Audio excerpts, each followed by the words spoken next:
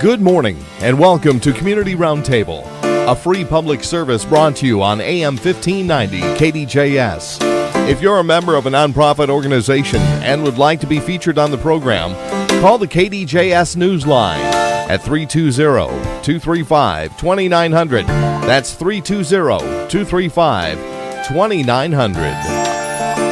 Community Roundtable right now. Al Sheldon here on your Sunday morning with AM 1590, FM 105.7.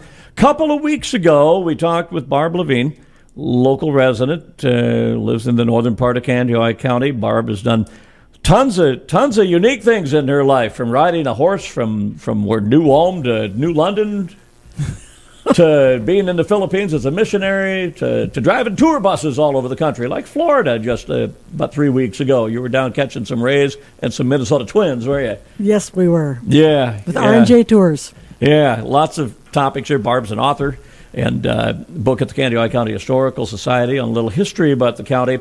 So many things, so little time, as we said 2 weeks ago. And when we ran out of time, we were teasing people with a lot of things we want to talk about. Going back to refresh, you were a missionary as a young lady.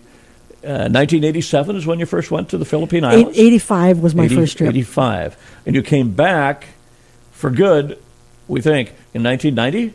1987 was when I went back for good. 87, back to the States, back here. Oh, no, I'm sorry. I thought you meant back to the Philippines. I came back for a short visit and then went back to the Philippines to stay from 87 to 2000. And again, to remind people, what church were you a missionary working through? I was at the Covenant Church in New London at the time. Mm-hmm. You've been through many things in the Philippines, from learning language to surviving a very large earthquake to meeting some very unique people that I want to ask questions about. Now, we kind of set the groundwork a couple of weeks back. First thought, the folks in the Philippines were accepting and inviting and wanting to learn about Christianity. What kind of questions did they have for you when you started doing some Bible study, some teaching? Oh, they wanted to know if they had to keep making sacrifices. Now, they were making sacrifices with what they had believed in or still believed in, but wanted to add on to Christianity, layer that. Sacrifices like dogs, cats, sheep, goats, pigs. Well, in the people that I worked among were basically animistic, which means that they believed that there's a spirit realm, and the spirits are their dead relatives, and when a person would die, their spirit would hang around in the rivers, in the boundary stones around their rice fields, in the trees, and those were who you had to worry about, because those spirits, if they got cold or lonesome, would make your children sick or cause your houses to burn down or cause your crops to fail.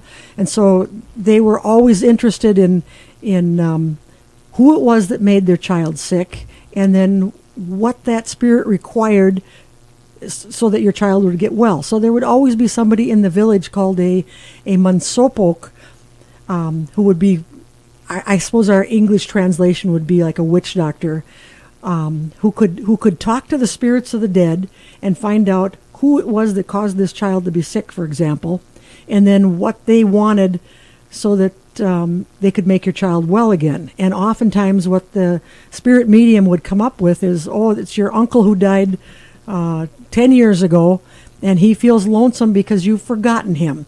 And if you butcher a chicken that doesn't have any spots and cook the meat and then offer him, say, a part of the wing or a part of the back, and usually there was some gin or some alcohol required too, and so you'd make that sacrifice, the spirit medium would get a great portion of that meat, and the little bit would go to the dead relative, and sure enough, after that, your child would get well or get worse. And if it got worse, you'd again talk to the spirit medium, and this time the sacrifice that was required was probably a pig. And it could go on and on like that. Did you see some success? Did you go through the spirit medium and watch See things happen? How'd it go? Well, it was a very costly system for the people in the villages. You always had to have a pig or two, because if you didn't, and the spirit medium required a pig, then you'd have to go and borrow either the money or borrow a pig from a neighbor, and that cost a lot of money. That was very expensive. Wow. We had a situation when I was there in the very beginning where a child was having diarrhea and vomiting and high fever. And one of my Filipina friends was with this family, and this child got sick, and other people in the village were saying, go talk to the spirit medium. And this family were new believers, and they said, no, we're not going to. We're going to take this child to the hospital. And during the night, there was a dog that howled in a almost a human sounding howl. And everybody in the village knows that when a dog howls like that, that means that's the spirits talking to you, saying that this child is going to die. And instead of going by that fear, my Filipina friend said to this couple, no, we're going to take this child to the hospital. And so they bundled the child up and started hiking across the rice fields, across a hanging bridge, and then up the mountainside to wait for a vehicle to come by. And they were defying all kinds of the spirit rules and regulations and beliefs in that village, and they ended up taking the child to the hospital. They got some medicine there, and the doctor actually yelled at the parents and said, why did you wait? Why did you do this? Because now this child is going to die. And my friend prayed for this child along with the parents, and the medicines were working, and this child is alive today, when the entire village was saying there's no way this child's going to live. Some amazing stuff. Did you see something that could be deemed a near miracle, or spiritual presence, sense something, feel something? I can almost imagine myself feeling something like that when you've got this magic going on. It's just got to be a little different for you, you know? Well, there was a guy in the town of Bontoc that they said when he was in high school, he was one of the more brilliant of the young people in that village. And he was quite a talented mathematician, in fact. And then when he went off to college in Baguio City, he and a couple of buddies were involved in a revenge killing where they murdered somebody. Mm-hmm. And the family of the one that they murdered supposedly put a curse on these three guys, and this kid ended up quitting school, coming back to Bontoc. He was known as his nickname was Dato, and I met him probably when he was in his 50s, and he would wear a pair of baggy, dirty old sweatpants, and it was the curse that they put on him was that he was out of his mind, and he roamed the streets back and forth all day long from like 3 o'clock in the morning until dark. And he would steal bread from people, and if you tried to stop and talk to him, you could not get a clear sentence out of the man. And the local people said it was because of the curse that had been put on him. Wow. So that was a very, I would call that a demonic presence, and it was quite sad. Wow. I saw about 3.5 weeks ago a story that caught my eye mainly because the dateline was Manila, Philippines. And this is off the Newswire. And I'll read the story. A Filipino man who self-identifies as a witch doctor says he steals the kneecaps of corpses in a local cemetery for supernatural use. 55-year-old Angelito Orita, who lives on the outskirts of Manila, told reporters that he and his devotees visit public graveyards to commit the illegal practice. Orita claims that the kneecaps contain spirits who act like guardian angels to protect individuals from thieves and attackers. He prays and purifies the kneecaps in order to appease and gain forgiveness from their previous owners. Orita does not sell the parts, but keeps them within his trusted circle of magic followers. The witch doctor believes he will be forgiven for committing these crimes by using the talismans for a good purpose. Ever hear of anything like that? There's quite a bit of bizarre spiritual stuff that goes on in the Philippines, and fortunately I was I was away from the area where most of that kind of stuff goes on. But yeah, it's weird. There's some real weird stuff.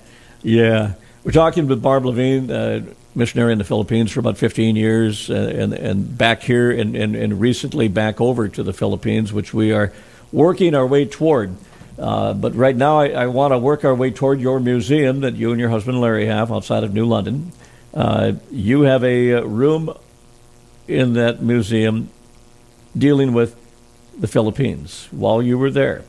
And you were able to bring quite a few things back. What do people see in the museum which would depict life from years ago in the Philippines? Well, I was given several baskets, backpacks, and winnowing baskets and things like that were made in the villages, and so I brought back several of those. Plus, I've always kind of liked antique-y kind of things, and if I was in a shop where they were selling a head axe or a spear or different things, I could pick those up quite cheaply. Now let's backtrack about 8 words. Head axe. Yeah, that was the mountain people where I lived were known as headhunters. There was actually a National Geographic 1911 whole magazine that was on the Philippines, and one of the main chapters in that was titled the Headhunters of Northern Luzon, and it showed a lot of pictures of the beautiful rice terraces and some of the people dressed in their G-strings and their women's skirts and things like that. And yes, they did use head axes to cut off people's heads. The villages fought against one another. Yes.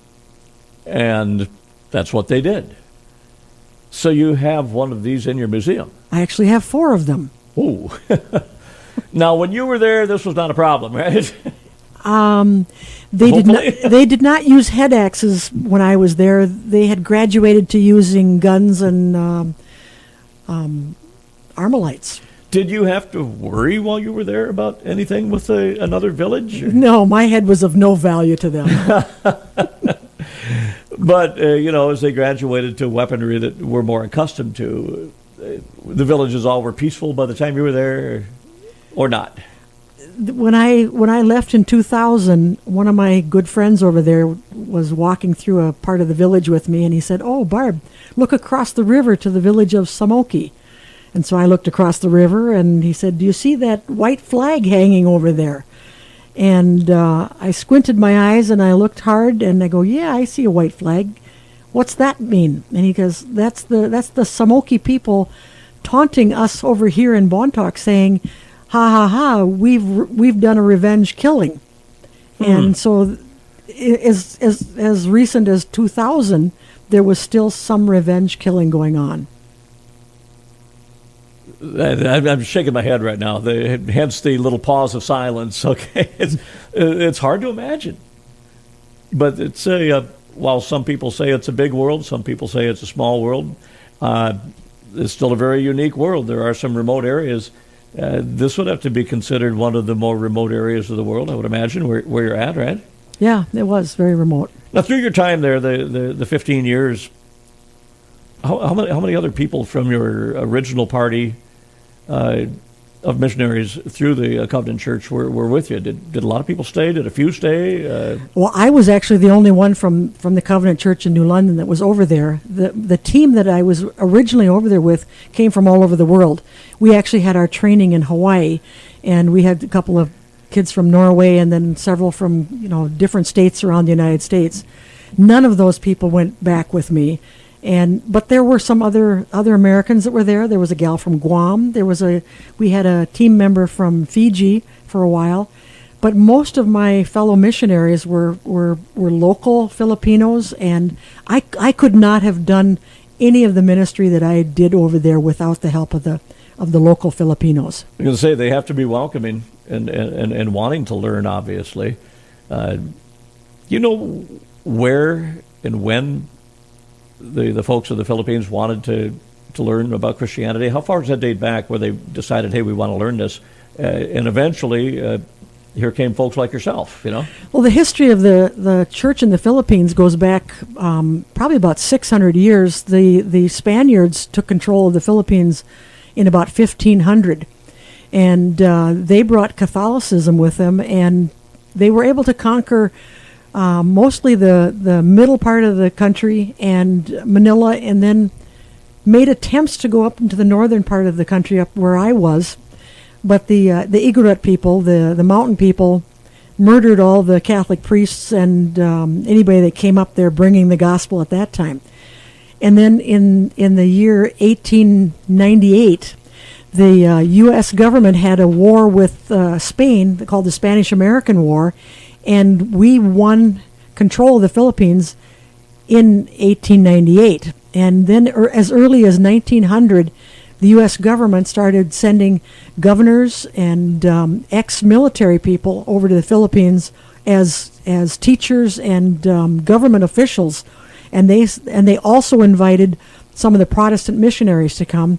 And at that time, I think there was the Nazarene Church and a little presence of the Lutheran Church, and one of the biggest presences in the mountain area was the Anglican Church or the Episcopal Church. And so those organizations, those Christian organizations, got their start in about 1900, along with the Catholics. And so any of the villages that I was involved in up in the mountains, there might have been either an Anglican church in the village or a Catholic church, but that did not mean that there was a priest or any human presence there. Many times in the villages that I was working in, there'd be a church building, and I'd ask the people, so when was the last time you saw a priest? And they'd say, oh, maybe 2 years ago. So talking with Barb Levin, once again, missionary in the Philippines for a long, long time, Candioi County resident for a long, long time, in and around that, of course. Now, Barb, you recently went back. Before you did that, though, was it last summer where you traveled to teach some people the language of Bontoc, that people that were going there? About a year ago, I was invited to go to Richmond, Virginia. There's a youth with a mission base in Richmond, and this fellow that was the leader of that school found out that I had been over there, and he got my name from one of my Filipino friends, and he said, would you come to our school and teach for 4 days about language and culture and some of your experiences over there? And so I traveled to Richmond and spoke with those guys. And then he said, we're planning on going back over to the Philippines in another year. This would have been 2018. And he said, would you be interested in joining us? And so I said, yeah, I'd love to go over there with you. Yeah, fantastic stories to hear and lifestyle that you've gone through and some changes within for you, I'm sure. And you've got an interesting group of people that you just recently went with from the Open Door Christian Church, 5 ladies who in a lot of people's minds are very special for undergoing a trip like this and wanting to learn and help teach and teach through music and everything. That trip just happened the 1st of 2019, right, for a couple of weeks? Correct. We were there from the beginning of January. Those ladies came back on the 12th of January, and I stayed until the first week of February. So let's recognize the 5 ladies that stood up and said, yes, I'll go help teach. Well, there was Deidre Baki, who was the wife of Pastor Steve at the Open Door, and their daughter Asta, and then Kelsey Stephenson, and Julie Maxwell, and Haley Modinger. And that was a first for them to be in the Philippines. Is that right? Or a couple of them had been on other short-term mission trips, but for all of them, it was their first time in Asia. And how was the travel, the transition, the roads you talk about, the nonstop carnival ride of highways? I mean, that's got to be an eye-opening experience.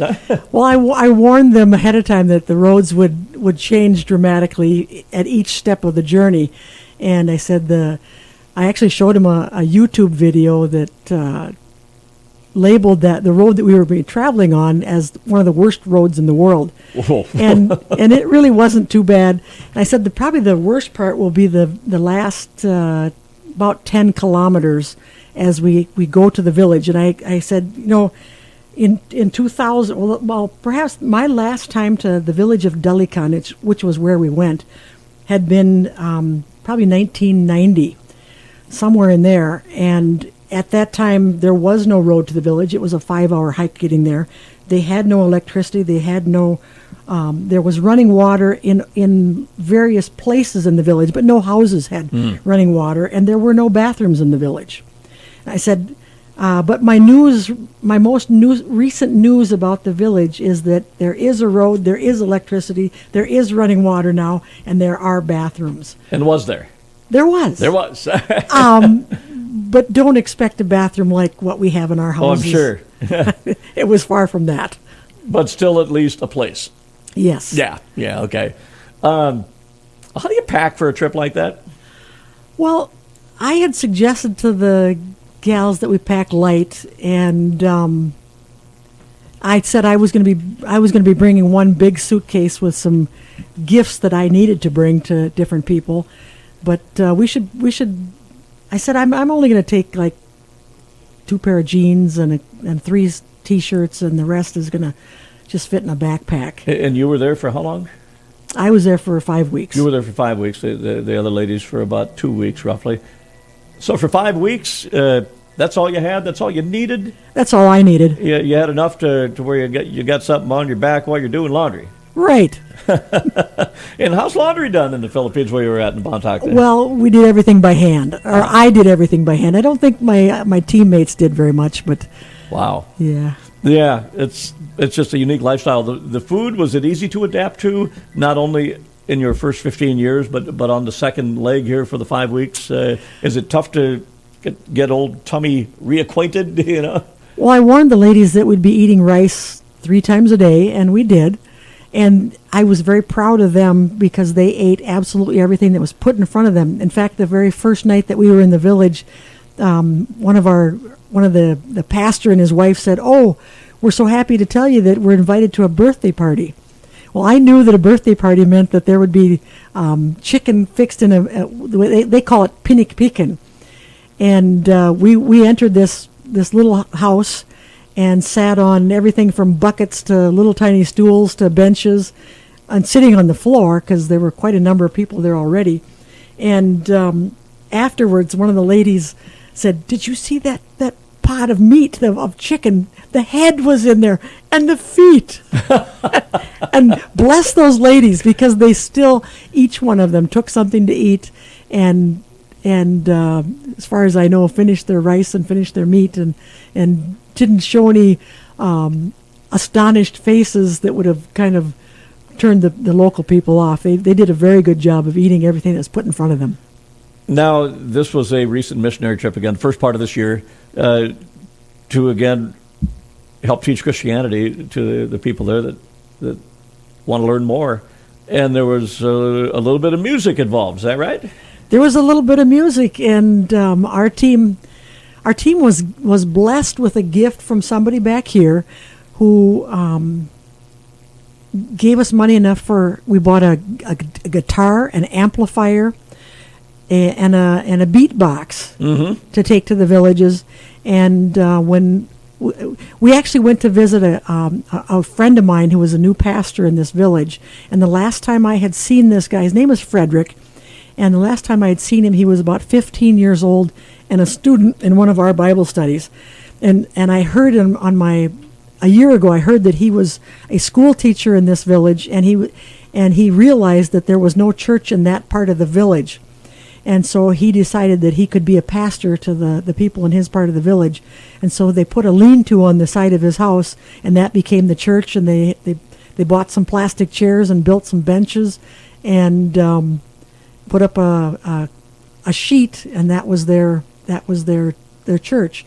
So when we brought the amplifier and the guitar, and we presented that to him after we were ready to leave, and he was very, very just eager to get that, and just really And then blessed by learn it. some licks, as they say. Yeah, and our team taught them a couple of songs. You know what? They already knew a whole bunch of songs, I'll bet. and they were very talented musicians all by themselves.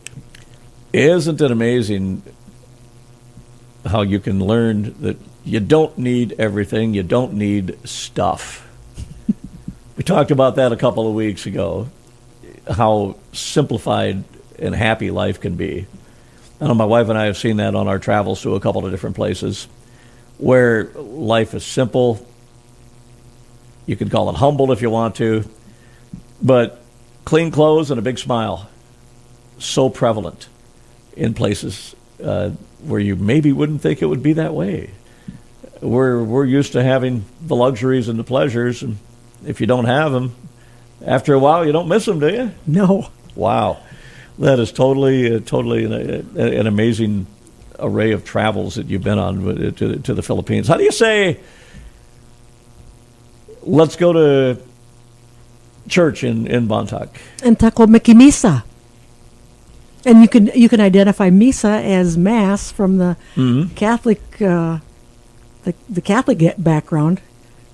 Almost is Bontoc the language a spin-off of Spanish?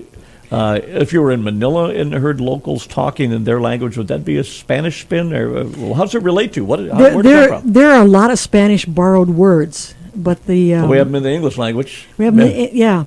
But no, Bontoc is its own language, and there's actually a Bontoc translation of the Bible.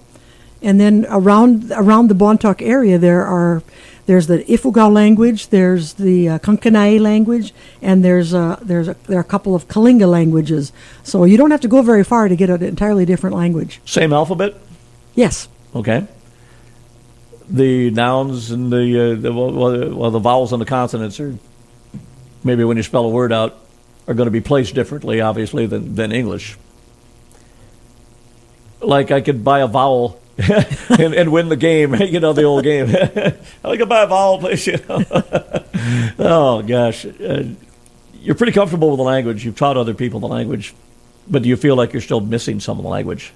Oh, I could still... I try to stay brushed up on the language by reading the Bontoc Bible every once in a while. And that kind of keeps me fresh. Wow.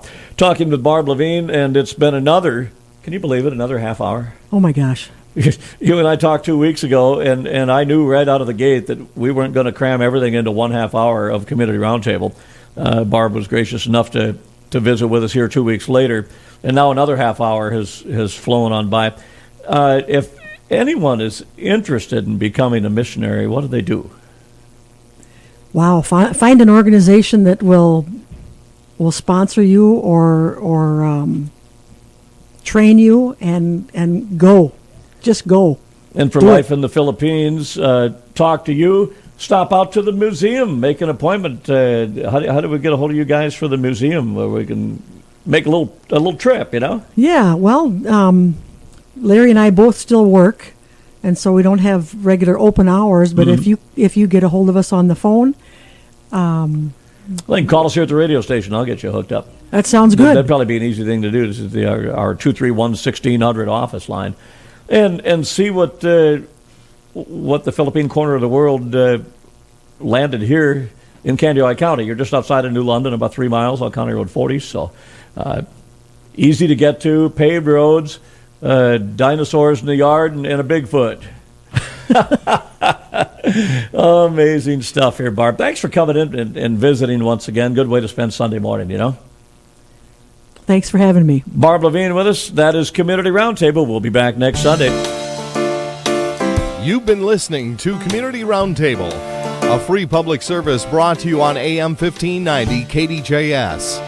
If you're a member of a nonprofit organization and would like to be featured on the program, call the KDJS Newsline at 320-235-2900. That's 320-235-2900.